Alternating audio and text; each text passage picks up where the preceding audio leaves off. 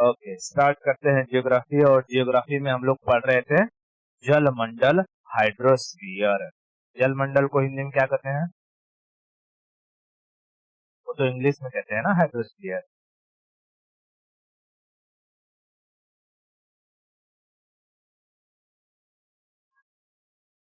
Hydrosphere, hydrosphere को हिंदी में कहते हैं जलमंडल। जल मंडल। वही अगर मैं लिख दूं एटमॉस्फियर तो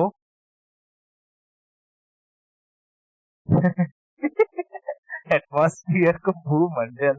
वाह, तो ज्योग्राफी का हाथ पर तोड़ देगी।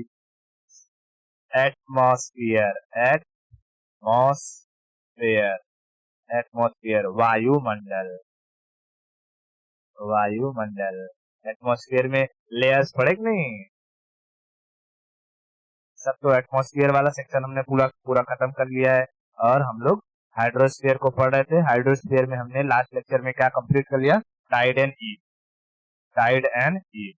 अब हम लोग देखते हैं रिलीफ, ओशियोनिक रिलीफ के बारे में। ठीक है, ओशियोनिक रिलीफ।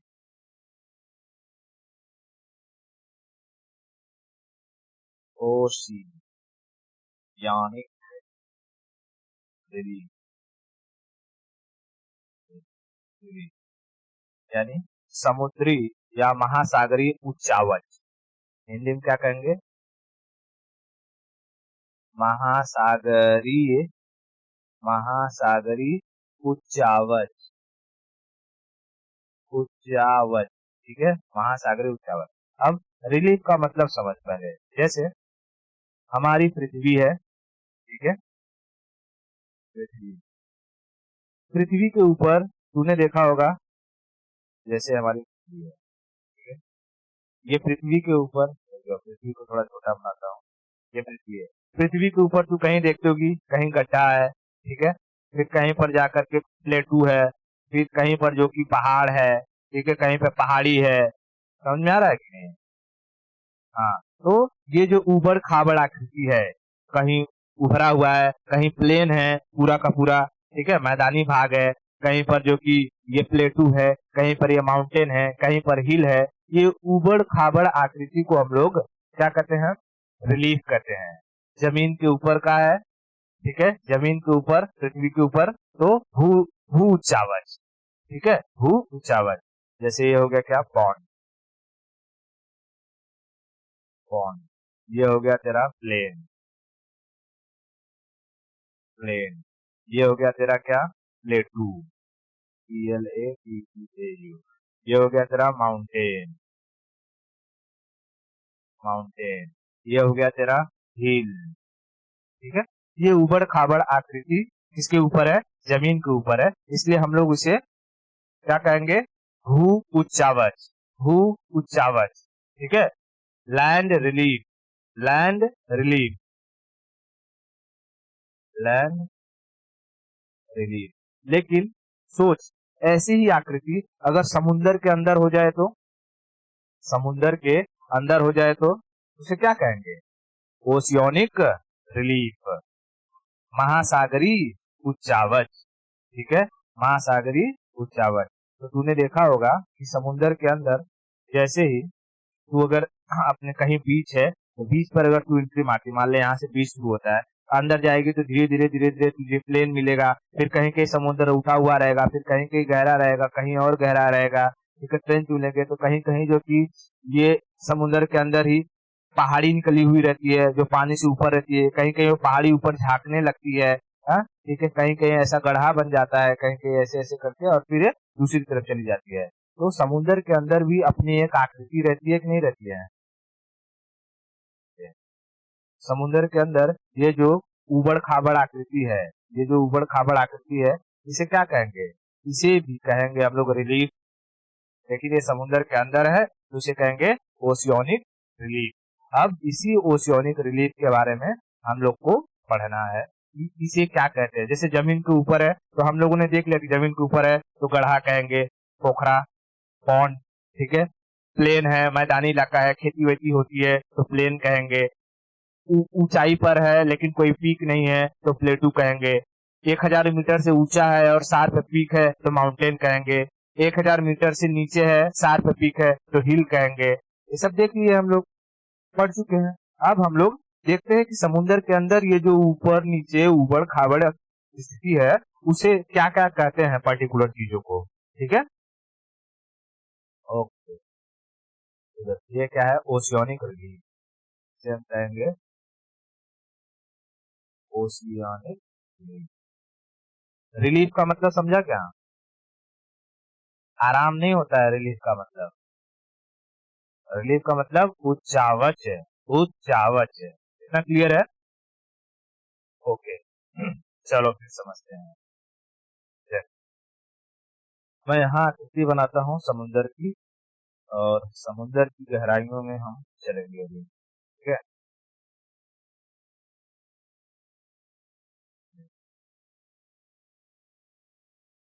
काम करता हूँ पहले ऐसे यहाँ से ले जाता हूँ ताकि स्लो से आराम से लगा सकूँ।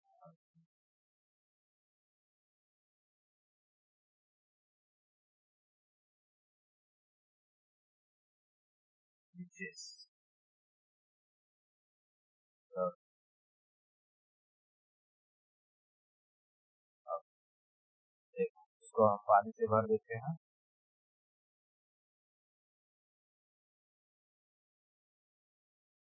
जल मत हो जाओ।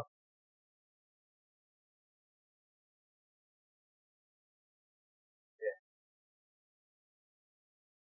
पूरा का पूरा स्ट्रक्चर कहाँ है? क्या जमीन के ऊपर वाला सेक्शन को मैं बना रहा हूँ? नहीं, ये पानी के अंदर वाला सेक्शन है। ठीक है, समुद्र के अंदर वाली चीजें हैं।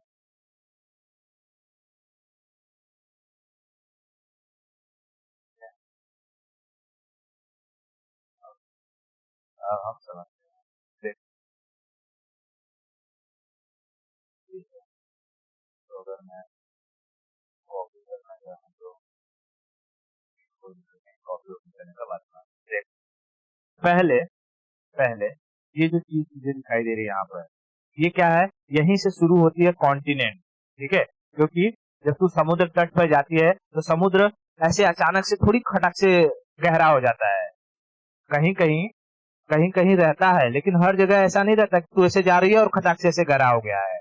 जहाँ ऐसे खटाक से जा रही है तुरंत गहरा हो गया, उसे हम लोग क्लिफ कहते हैं। क्लिफ, ये सब हम लोग पढ़े हैं, है ना? हाँ, क्लिफ वगैरह कहते हैं। लेकिन शुरुआत होती है कहाँ से? थोड़ा थोड़ा बीचेस पर अगर हम जाएंगे तो बीचेस पे पहले समुद्र ऐसे उथला रहेगा, उथला रहेगा, उथला रहेगा, धीरे धीरे धीरे धीरे आगे जा करके ये गहरा होता जाता है। ठीक है, गहरा होता जाता है। ये वाला जो सेक्शन है, ठीक है, ये वाला सेक्शन मैं यहाँ इसको अलग अलग कलर से करते जा रहा हूँ। ठीक है, जैसे यहाँ से लेकर के ये वाला सेक्शन, ठीक है, ये वाला सेक्शन, इसे हम लोग कहते हैं कॉन्टिनेंटल शेल्फ। ठीक है, क्या कहेंगे? Continental shelf. ठीक है, कॉन्टिनेंटल शेल्फ। पहले हर एक चीज के बारे में समझ ले, फिर बताऊंगा कि इसका क्या यूज होता है। ठीक है, कॉन्टिनेंटल शेल्फ, कॉन्टिनेंटल शेल्फ, इतना समझ में आया? ओके। अब देख, जैसे ही तू थोड़ा नीचे जाएगी, नीचे जाएगी तो तू सड़क जाएगी। ठीक है, सड़क। और तू जानती है बच्चे लोग घुसर गुंडी किस पे खेलते हैं? हाँ, वो स्लोप रहता है। ठीक है, वो स्लोप रहता है, तो इसे कहते हैं कॉन्टिनेंटल स्लोप। क्या कहते हैं? Continental slope, continental slope. ठीक है, मैं यहाँ लिख देता हूँ कॉन्टिनेंटल स्लोप। कॉन्टिनेंटल स्लोप, बात समझ में आई? Continental slope. उसके बाद उसके बाद यहाँ जो नीचे वाला ये स्ट्रक्चर दिखाई दे रहा है सारा का सारा, ठीक है, ये सब, ये ये सारा का सारा एरिया होता है प्लेन है। ठीक है, प्लेन, इसका समुद्र का प्लेन है। और ये समुद्र में बहुत बड़ा प्लेन होता है, मतलब दूर दूर तक। मुझे पता है पूरे पृथ्वी पर 71% पानी ही पानी है ना? 71% पानी ही पानी है, पूरा भरा हुआ है। तो जाहिर सी बात है, जो पृथ्वी का मैक्सिमम एरिया है वो समुद्र के अंदर है। तो समुद्र के अंदर जो प्लेन रहेगा वो बहुत दूर तक रहता है, दूर दूर तक, लाखों लाखों किलोमीटर दूर तक रहता है, इसलिए उसे कहते हैं एबिसाल प्लेन। विशाल नहीं, एबिसाल प्लेन। ठीक है, बहुत ही विशाल है प्लेन, एबिसाल प्लेन। क्या कहते हैं? एबिसाल प्लेन, एबिसाल प्लेन, एबिसाल प्लेन। ठीक है, एबिसाल प्लेन, बात समझ में आया? एबिसाल प्लेन, इतना क्लियर है? ओके। अब देख, समुद्र के अंदर भी ऊंची उबड़ खाबड़ आकृति है, कहीं कहीं समुद्र क्या है, उसपे पर्वत जैसी आकृति बनी रहती है, जैसे ये सब। ठीक है, ये सब उठा ना, जैसे लग रहा है पीक है, पर्वत है कि नहीं? और कहीं कहीं क्या होता है कि ये ही समुद्र गहरा चला जाता है, जैसे देख यहाँ गहरा है, यहाँ गहरा है, यहाँ गहरा है, इसमें भी यहाँ गहरा है ना? ये जो गहराई होती है, जो एरिया पूरा का पूरा जो गहरा रहता है, इसे हम लोग कहते हैं ट्रेंच। ठीक है, ट्रेंच, ट्रेंच। और उस ट्रेंच में भी जो सबसे गहरा रहता है, उस ट्रेंच में भी जो सबसे गहरा रहता है, उसे एक अलग नाम से जानते हैं। तो पहले एक एक को समझेंगे। ठीक है, मैं अगर मैं कहूं ये एरिया पूरा क्या कहलाएगा? ट्रेंच। ट्रेंच, ट्रेंच मतलब होता है खाड़ी। ठीक है, ट्रेंच मतलब खाड़ी। ठीक है, खाड़ी, हाँ हाँ, खाड़ी मतलब खाई, खाई खाई खाई खाई, पता ना, खाई में कूद जा, है ना, गहराई में कूद जा, खाई में कूद जा जाके, तो उसे कहते हैं खाई। ठीक है, ट्रेंच मतलब हिंदी में उसको खाई कहते हैं। बात समझ में आई? खाई। उसके बाद, उसके बाद जो जो एकदम सबसे नीचे वाला पोर्शन होता है ना, सबसे नीचे होता है, सबसे नीचे होता है। अब जैसे इस पूरे पृथ्वी पर जो पैसिफिक ओशियन है, पैसिफिक ओशियन में भी ऐसी एक जगह है, ट्रेंच है, मतलब खाई जगह है। लेकिन उस खाई में भी सबसे गहरा खाई है, उस खाई में भी सबसे गहरा खाई है, उसे कहा गया चैलेंजर डीप। और जो वो पूरा का पूरा जो एरिया है, उसे कहा जाता है मरियाना ट्रेंच। तो मरियाना ट्रेंच का नाम सुना है कि नहीं? हाँ, कहेगा मरियाना ट्रेंच में भी सबसे गहरी, सबसे गहरा ट्रेंच कौन सा है? तो चैलेंजर डीप। ठीक है, चैलेंजर डीप मरियाना ट्रेंच की सबसे, मरियाना ट्रेंच की सबसे गहरा पार्ट है। मरियाना ट्रेंच का सबसे गहरा पार्ट क्या होता है? अच्छा, पहले तुझे ट्रेंच समझाना, इतना समझ, पहले ट्रेंच तो समझ गया। ओके, पहले एक एक को समझ, फिर आगे समझाऊंगा। देख, ये हो गया ये सारा सारा सेक्शन ट्रेंच। उसके बाद, उसके बाद ये जो निकला हुआ रहता है ना समुन्द्र में, ऐसे हुंडी की तरह, पहाड़ की तरह, इसे हम लोग कहते हैं रिज। रिज मतलब कटक। ठीक है, रिज क्या कहते हैं? Ridge, ridge. ठीक है, रुक गया, रिज, आर आई, अरे यार, RIDGE, रिज, रिज। बात समझ में आया? रिज, ये रिज बड़े खतरनाक होते हैं। ठीक है, क्योंकि जब जहाजें चलती हैं, तो उनको पता नहीं चल पाता है कि नीचे कौन सा, जो कि कोई पहाड़ है कि नहीं है। ठीक है, कोई पहाड़ है कि नहीं है, और जाकर के वो जहाजों का पेंदी इससे टकरा जाता है और जहाज डूब जाते हैं, सिंक हो जाते हैं। ठीक है, तो मैं बताऊंगा कि ऐसी कौन कौन सी घटना हुई थी, कहाँ पर, और कैसे ये सब डूब गए थे। ठीक है, ये रिज समझ में आया? रिज। अब देख, कुछ कुछ पहाड़ी ऐसे होती हैं जो समुद्र से बाहर निकलकर झांकने लगती है, ऐसे देखने लगती है, हाँ हाँ ऊपर आसमान है। ठीक है, तो जो झांकने लगता है उसे कहते हैं हॉर्न। सिंह की तरह निकला रहता है ना, सिंह की तरह, तो उसे कहते हैं हॉर्न। क्या कहेंगे? हॉर्न। हॉर्न मतलब सिंह।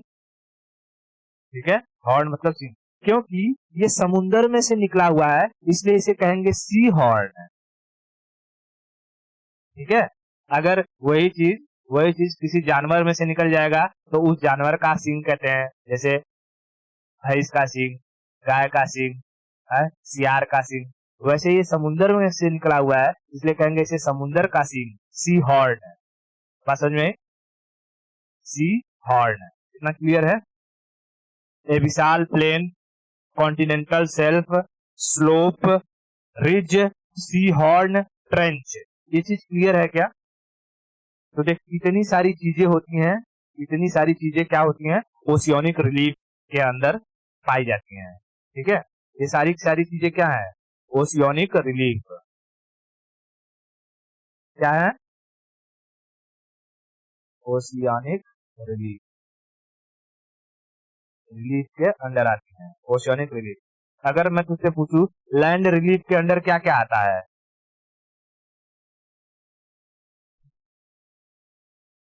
लैंड रिलीफ के अंदर क्या क्या आएगा? गढ़ा, पॉन्ड, लैंड रिलीफ के अंदर। अरे जमीन पर क्या क्या चीजें दिखाई देती है तुझे, वो सब बता दे। वो लैंड रिलीफ के ऊपर है, माउंटेन जमीन पर है, प्लेटू जमीन पर है, ठीक है, उसके बाद प्लेन जमीन पर है, हिल जमीन पर है। बात समझे?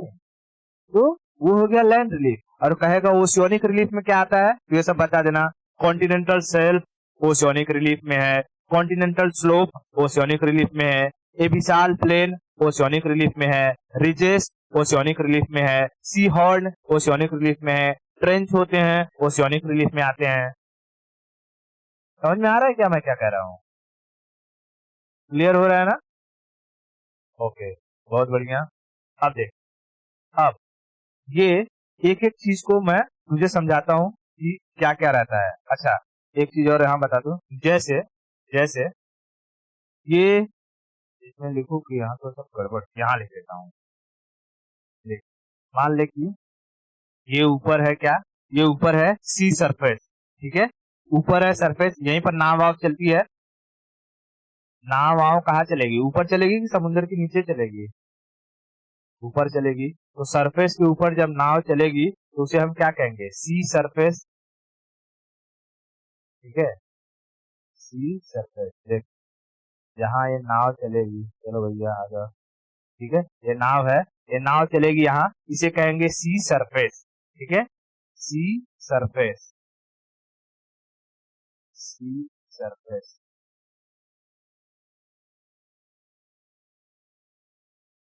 सी सरफेस। ठीक है, लेकिन ये जो समुन्द्र में एकदम निचवा है, नीचे डेप्थ है, इसका जो बॉटम है, ठीक है, समुन्द्र का जो बॉटम है यहाँ नीचे, इसको कहते हैं बॉटम।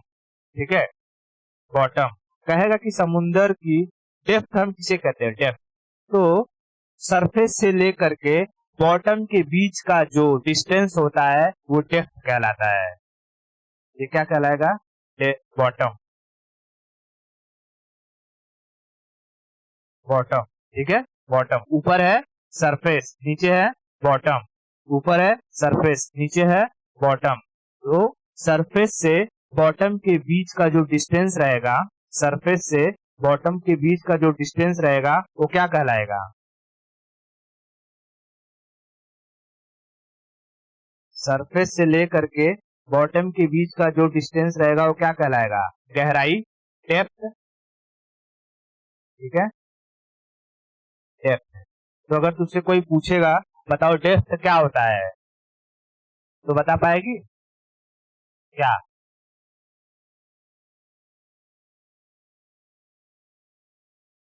सरफेस से लेकर के बॉटम के बीच का डिस्टेंस डेप्थ कहलाता है। ठीक है, distance between the surface and bottom of the ocean. ठीक है, किसी भी चीज का अगर डेप्थ पूछा, जैसे कि पोखरा है, पोखरा मतलब पॉन्ड है, पॉन्ड का डेप्थ पूछा तो बोल दे पॉन्ड के ऊपर का सरफेस और नीचे का बॉटम के बीच में जो डिस्टेंस है वो डेप्थ है। सिंपल सी बात है ना। अगर तुझसे कोई तेरी हाइट पूछेगा तो क्या बोलेगी, मेरे सर से लेकर के पांव तक का जो डिस्टेंस है वो मेरी हाइट है। तो वैसे ही सरफेस से लेकर के, सी सरफेस से लेकर के सी बॉटम के बीच का जो डिस्टेंस है वो डेप्थ कहलाएगा। ठीक है, वो डेप्थ कहलाएगा। और एकदम यहाँ डेप्थ में बॉटम के पास जो जीव जंतु रहते हैं ना, जैसे बड़े बड़ी वेल मछलियां हो गई, तो क्या लगेगा तुझे, यहाँ कॉन्टिनेंटल शेल्फ पर रहेंगी या स्लोप पर रहेंगी? नहीं, वो लोग एक विशाल प्लेन में नीचे बॉटम के पास रहती हैं, और बॉटम के पास रहने वाले जीव जंतुओं को हम लोग कहते हैं बेंथिक जीव, और इस पूरे के पूरे बॉटम वाले एरिया को कहते हैं बेंथिक जोन है। ठीक है, समझ में आया क्या? ठीक है, मैं स्ट्रक्चर बना रहा हूँ, फिर से तुझे समझाता हूँ थोड़ा सा। जैसे कि ये है,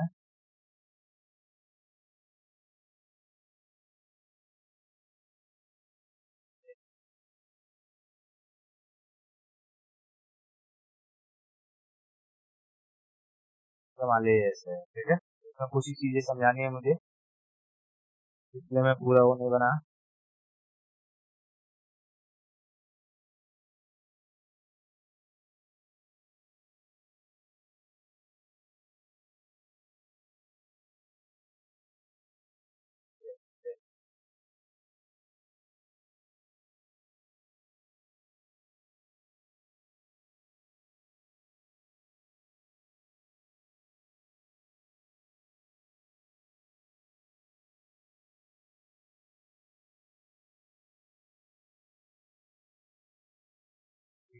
अभी देखो, बता, ये एरिया क्या कहलाएगा? मैं अभी मार्किंग करता हूँ, मुझे बताना ये एरिया क्या कहलाएगा। ये क्या कहलाएगा? क्या कहलाएगा? Trench, trench, trench. ठीक है, ट्रेंच, ट्रेंच, ट्रेंच मतलब गर्त, गर्त या खाई। ठीक है, गर्त या खाई। अब देख, ऐसे ही पैसिफिक ओशियन में एक ट्रेंच है जिसे हम लोग कहते हैं मरियाना ट्रेंच।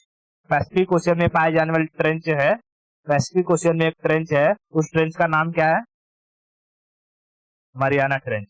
क्या बता सकती है मरियाना ट्रेंच कौन से देश के पास पाया जाएगा? फिलीपीन के ईस्ट या वेस्ट में? ऊपर ईस्ट में है मरियाना ट्रेंच। ठीक है, हाँ, मरियाना ट्रेंच। अब देख, इस मरियाना ट्रेंच को, इस मरियाना ट्रेंच को, मरियाना ट्रेंच में जो सबसे गहरी नीचे वाला पोर्शन है, ठीक है, सबसे नीचे वाला कौन सा? ये ये वाला, ये ये सेक्शन को हम लोग कहते हैं चैलेंजर डीप। ठीक है, चैलेंजर डीप क्या कहते हैं? Challenger deep. ठीक है, चैलेंजर डीप। चैलेंजर डीप की गहराई कितनी है पता है? 11,022 मीटर।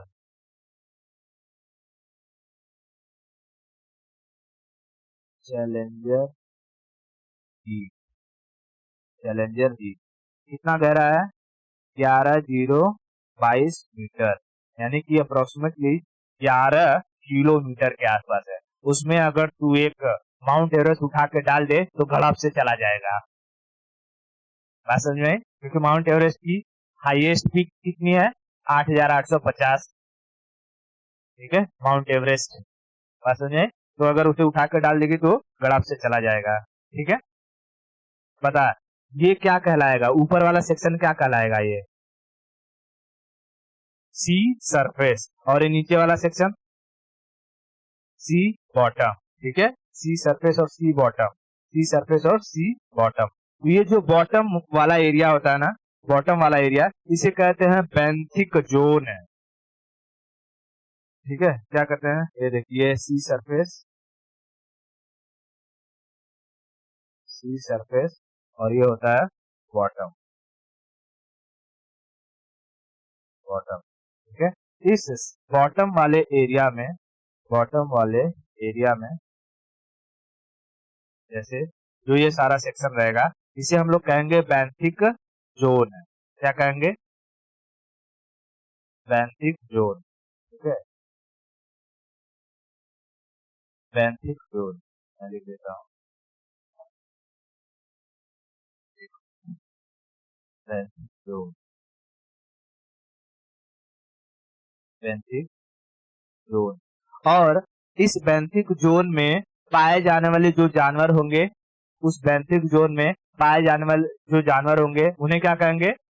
बेंथिक एनिमल, बात बराबर, बांथिक एनिमल। अच्छा बता, यहाँ पर जो जानवर पाए जाएंगे उनका ब्लड प्रेशर हाई होगा या लो होगा? ब्लड प्रेशर लो रहेगा तो लोग मर नहीं जाएंगे? तू एक एक बात बता कि तेरे ऊपर पहले मैं एक बाल्टी पानी देता हूँ, फिर वो बाल्टी का पानी हटा करके एक ड्रम पानी दे देता हूँ, वो ड्रम का पानी तू ज्यादा भारी लगेगा तुझे या बाल्टी का पानी? ड्रम का पानी। जब ड्रम का पानी भारी लगेगा तो तेरी सांसें फूलेंगी, ऊपर नीचे होगी, ओ माय गॉड करेगी कि नहीं करेगी? करेगी। तेरा सांस फूलेगा, तेरी ब्लड फ्लो बहुत तेजी से हो जाएगी। बात समझ आ रही क्या? ब्लड फ्लो बहुत तेज होने लगेगा। जब ब्लड फ्लो तेज होने लगेगा वो तो हाई बीपी कहलाएगा या लो बीपी? हाई बीपी कहलाएगा। ठीक है, ऐसे ही ये जानवर जो यहाँ इतने नीचे हैं, इनके ऊपर सोच कितने किलोमीटर इनके ऊपर पानी है, उन पानी का प्रेशर कितना पड़ता होगा इन लोगों के ऊपर। और अगर इनका ब्लड प्रेशर एकदम लो रहेगा तो ये लोग अपने जगह से हिल भी पाएंगे? अंदर ही दब जाएंगे, मर जाएंगे। तो इसलिए ऊपर के प्रेशर को, पानी के प्रेशर को न्यूट्रलाइज करने के लिए इनके अंदर का जो ब्लड प्रेशर रहता है वो बहुत भयानक हाई रहता है। और तूने कभी कभी सुना होगा कि व्हेल मछलियां किसी किसी तरीके से किनारे पर आ जाती हैं, और किनारे पर आने के बाद व्हेल मछलियां ब्लास्ट कर जाती हैं। सुना होगा ना कि अगर कोई व्हेल मछली मरी है तो उसके पास मत जाओ, वो कभी भी ब्लास्ट कर सकती है। ठीक है, तो उसकी वो पीछे की साइंस क्या है? उनका ब्लड प्रेशर। क्लियर हुआ? ओके, तो ये सारी की सारी चीज कहानी क्लियर है तुझे? सी सरफेस क्या होता है, सेल्फ क्या होता है, एबिसाल प्लेन क्या है, रिजेस क्या है, हॉर्न क्या है, ट्रेंच क्या है, फिर डेप्थ क्या होता है, ये सब क्लियर हुआ क्या? आगे बढ़े हम लोग, इसके बारे में एक एक चीज पढ़ना शुरू करें। ओके, अब देख, हम लोग शुरू करते हैं एक एक चीज के बारे में पढ़ने के लिए। देख, पहला मैं लिखता हूँ कॉन्टिनेंटल सेल्फ के बारे में। ठीक है, कॉन्टिनेंटल, कॉन्टिनेंटल सेल्फ। ठीक है, कॉन्टिनेंटल सेल्फ, समुद्री किनारा जिसे कहते हैं। ठीक है, अब देख, ये कॉन्टिनेंटल सेल्फ, ये कॉन्टिनेंटल सेल्फ किसके लिए अच्छा होता है? तो यहाँ पर ही आदमी स्विमिंग करता है। ठीक है, स्विमिंग के लिए, टूरिज्म के लिए, जितना भी तू ये देखती है ना स्कूबा डाइविंग वगैरह, जितना स्कूबा डाइविंग ये कॉन्टिनेंटल सेल्फ पर ही होता है। अगर गलती से कोई स्लोप पर गया तो स्लोप पर सरक कर वो चला जाएगा बॉटम में, और बॉटम में गया तो क्या कभी ऊपर आ पाएगा? नहीं आ पाएगा। ठीक है, इसलिए जब कभी समुद्र में जाना, कभी स्कूबा डाइविंग में जाना, ये नहीं कि गहरे वाले में चले जाऊं, ऐसी स्लोप पर ही रहना। ठीक है, सेल्फ पर ही, सॉरी सेल्फ पर ही रहना। ठीक है, तो यहाँ इसके लिए अच्छा होता है स्विमिंग।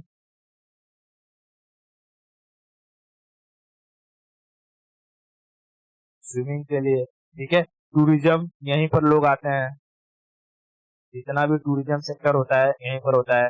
फिशिंग के लिए यही एरिया होती है। ठीक है, फिशिंग के लिए यही एरिया होती है। पोर्ट्स वगैरह यही एरिया में बनाए जाते हैं, पोर्ट्स। ठीक है, यहीं पर तुझे मिलेंगे बीचेस। ठीक है, बीचेस, और मिनरल्स यहीं पर पाए जाते हैं। पूरी जो ओशियन है, ओशियन का 20% मिनरल तुझे इसी कॉन्टिनेंटल सेल्फ पर मिलेगा, यानी पेट्रोलियम की बात कर रहा हूँ। ठीक है, 20% पेट्रोलियम कहाँ पाया जाता है? कॉन्टिनेंटल सेल्फ पे। इतना क्लियर हुआ? ओके, अब देख, आगे चलते हैं हम लोग, समझते हैं कॉन्टिनेंटल स्लोप के बारे में। कॉन्टिनेंटल स्लोप, ठीक है, कॉन्टिनेंटल स्लोप, इसे कॉन्टिनेंटल स्लोप किसे कहते हैं? जब तू समुद्र में जा रही हो और अचानक से ग्रेडियंट आ जाए, यानी ऐसे जा रही है जा रही है जा रही है और हचाक से ऐसे आ जाए। ठीक है, तो इसे ही हम लोग स्लोप कहते हैं, है ना? जो बच्चे लोग घुसरगुंडी खेलते हैं ऐसे ही रहता है ना स्लोप, कि ऐसे पर घुसरगुंडी खेलेंगे नहीं। ठीक है, हाँ, तो अचानक से अगर आ जाए ग्रेडियंट, अगर अचानक से आ जाए तो उसे हम लोग कहते हैं कॉन्टिनेंटल स्लोप। तो सडन ग्रेडियंट लिख दूं, सडन ग्रेडियंट, ठीक है, ग्रेडियंट। अब देख, ये कॉन्टिनेंटल स्लोप कॉन्टिनेंटल सेल्फ के ऊपर होता है या सेल्फ के नीचे होता है? Below, area below continental. वैसे तो इमेज उसमें स्ट्रक्चर में दिखाया हूँ, इमेज में, बिलो कॉन्टिनेंटल सेल्फ, ठीक है, बिलो कॉन्टिनेंटल सेल्फ। क्या इस सेल्फ पर कोई चीज आकर के डिपोजिट हो पाएगी? अगर कोई मछली मरा तो यहाँ डिपोजिट हो पाएगा? अगर यहाँ आएगा तो क्या सड़क के नीचे चला जाएगा, सड़क के नीचे चला जाएगा, सड़क के नीचे चला जाएगा। यानी सारी की सारी चीजों का डिपोजिशन कहाँ होगा? ए विशाल प्लेन पर। इस स्लोप पर कोई भी चीज डिपोजिट नहीं होगा, और जब कोई चीज डिपोजिट नहीं होगा तो क्या यहाँ पर कोई पेट्रोलियम मिलेगा? नहीं मिलेगा। तो यहाँ पर नो डिपोजिशन, नो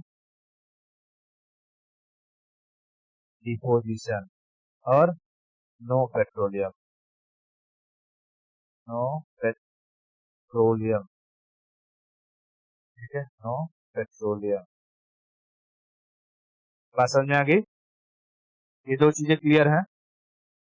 ओके। अब हम लोग समझते हैं जो है तेरे एबिसाल प्लेन के बारे में, ठीक है, एबिसाल प्लेन के बारे में। तीसरा नंबर आ जाएगा एबिसाल plane,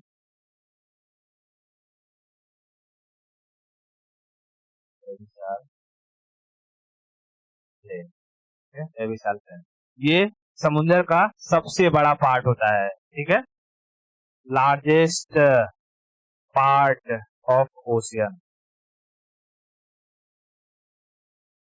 largest part of ocean, ठीक है।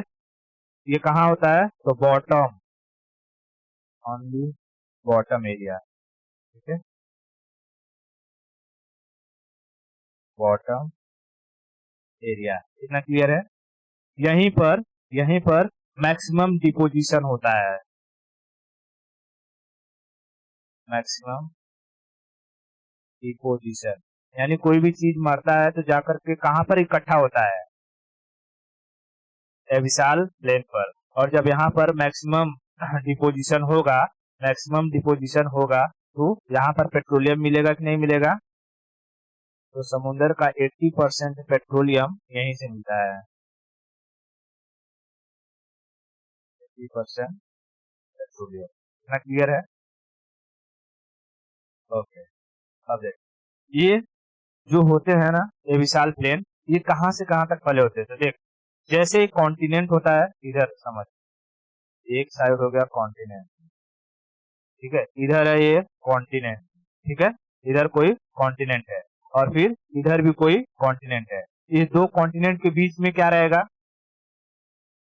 ओशियन।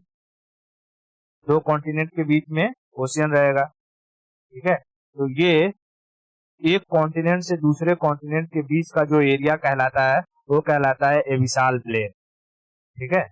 तो सोचिए कितना बड़ा होता है,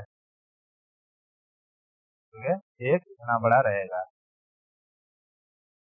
मतलब कि यहाँ पर ये एक कॉन्टिनेंट को टच कर रहा है और फिर जाकर के यहाँ दूसरे कॉन्टिनेंट को टच कर रहा है। जितना ये पूरा का पूरा सेक्शन आता है पूरा क्या कहलाता है? एबिसाल प्लेन, ठीक है, कॉन्टिनेंट।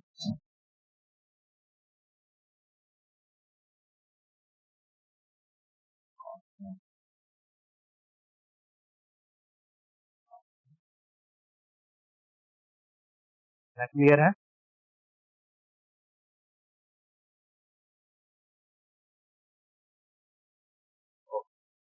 आगे बढ़ते हैं। हम लोग समझते हैं रिजेस के बारे में, ठीक है, RIDGES। क्या बता सकती है रिजेस कैसे बनते होंगे?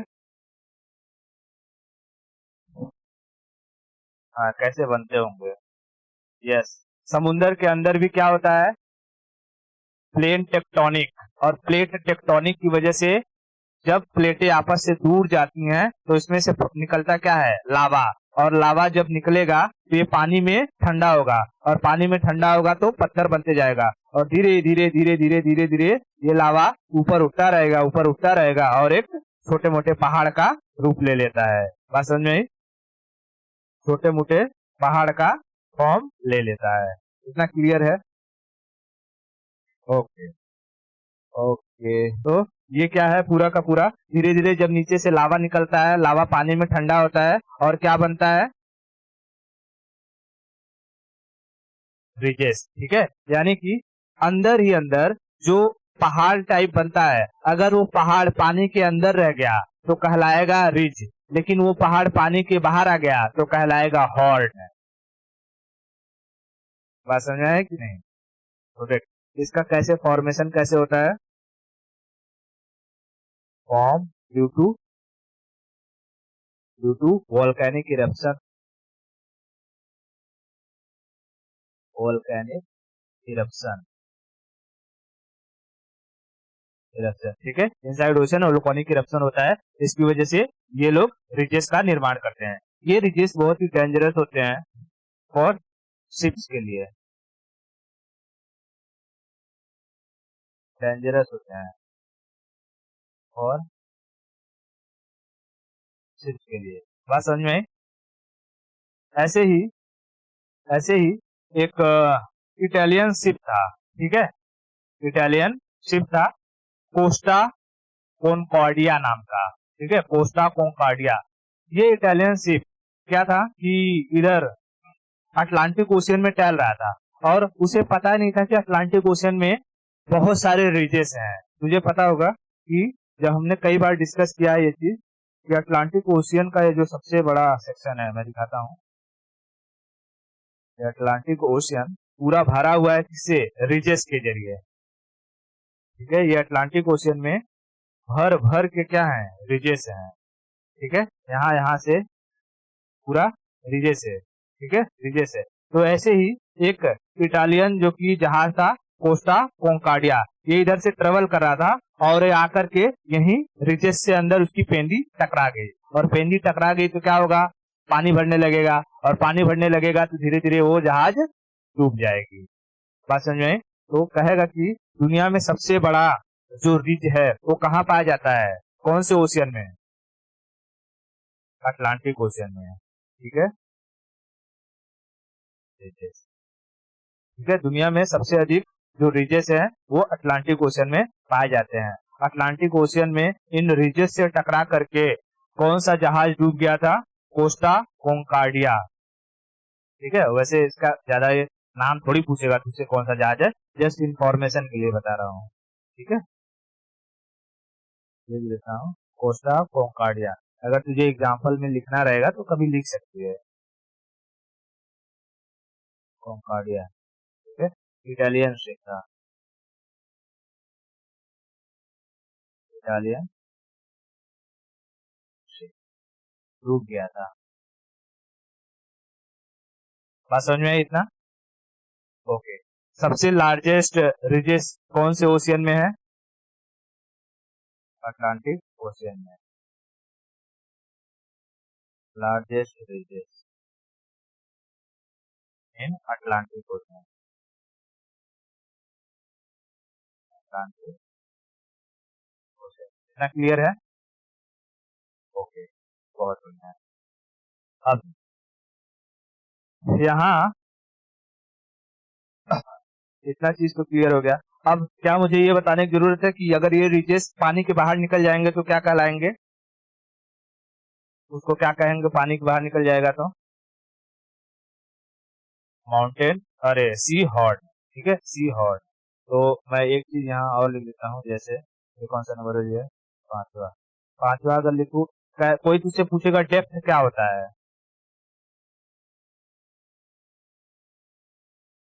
Depth, distance between the sea surface to sea bottom. Distance between sea surface to sea bottom, ये कहलाता है डेप्थ। और अगर कोई पूछेगा सी हॉर्न क्या होता है, तो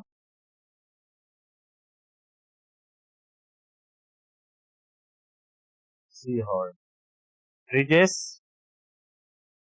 outside the ocean, ठीक है, RID ridges over the ocean, over, मैं यहाँ लिखता हूँ आउटसाइड, आउटसाइड दी ओशन, ठीक है। और यही अगर नीचे रहेंगी तो क्या कहला जाएंगी, रिजेस कहलाएंगी, ठीक है, रिजेस कहलाएंगी। ओके, अच्छा क्या बता सकती है कि जो एबिसाल प्लेन होता है, यहाँ से जो पेट्रोलियम एक्सट्रैक्ट किया जाता है, यानी पेट्रोलियम निकाला जाता है, उसके लिए किस मशीन का यूज होता है? यस, पेट्रोलियम को एक्सट्रैक्ट करने के लिए किस मशीन का यूज होता है, बता सकती है? मैंने बताया भी है, रिग मशीन, ऑयल रिग का नाम बताया था कि नहीं, oil rig, oil rig. Bharat में, भारत में ऑयल रिज, भारत में ये ऑयल रिज कहाँ पर इस्तेमाल की जाती हैं, कौन से एरिया में? बॉम्बे हाई, यानी भारत में जो पेट्रोलियम निकलता है समुद्र से, वो कहाँ से निकलता है? बॉम्बे हाई से, ठीक है, बॉम्बे हाई से, ये याद रखना है ये, ठीक है। ये जो मशीन दिखाई देती है क्या है? ऑयल रिच कहते हैं इसको, ऑयल रिच। इसका इस्तेमाल किस लिए करते हैं हम लोग? विशाल प्लेन से पेट्रोलियम को एक्सट्रैक्ट करने के लिए, ठीक है, ऑयल रिच, ऑयल रिच, ठीक है, ऑयल रिच, ठीक है, टू एक्सट्रैक्ट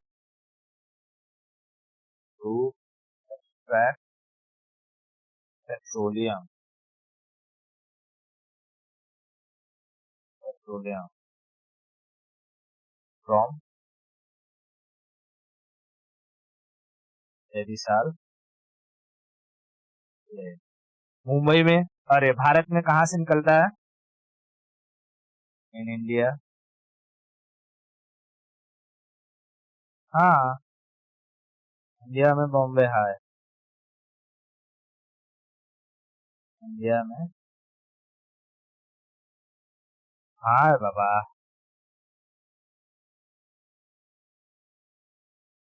बॉम्बे हाई, ठीक है, बॉम्बे हाई से ये पेट्रोलियम निकाला जाता है। बात समझ में आई? ओके, ये सारा का सारा चीज क्लियर हो गया ना?